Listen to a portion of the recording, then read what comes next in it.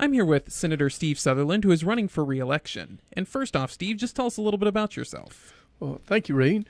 First off, I've been in the Senate for the past 16 years. I chair the Energy, Agricultural, and Natural Resources Committee. I serve on the Government Ops Committee, and I'm on Fiscal Review. So, yes, it's most important thing that we do in Nashville is have a balanced budget.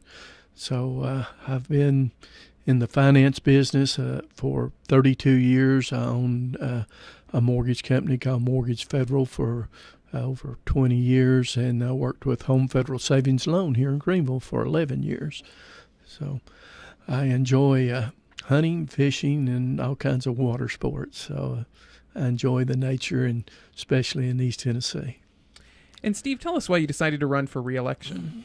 Well, I just want to make sure that we have a good place for Tennesseans to live. And when you look at the quality of life that we have now, it's better than about any other state that you can live in. You know, we have the lowest taxes in the nation per capita. You know, we're one of the best managed states. And I just want to make sure that we keep the low tax base and maintain a balanced budget. And what do you think is the biggest issue facing Tennessee at this current time? Our biggest issue is probably the opioid problem. And it's a problem all over the nation. It's not just in Tennessee. We have, I think in 2016, it was over 1,631 people that died in Tennessee from drug overdoses. So in the nation itself, we had 63,000 that died. So just imagine a town the size of Greenville and Greene County dying every year from opioids.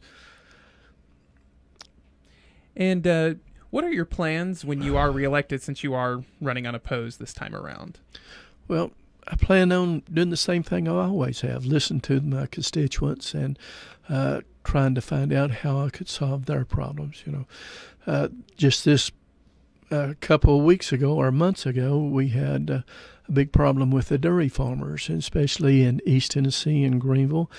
Dean Foods came in and said they weren't going to buy the milk from him anymore. So we had to come up with a plan and find a different buyer for that, or these dairy farmers would have gone out of business, and that meant over 2,000 head of milk cows going to slaughter, and those family farms would have been in ruins, and it would have a trickle-down effect. You know, the banks, the lenders, the co-ops, it would have affected a lot of people in this area.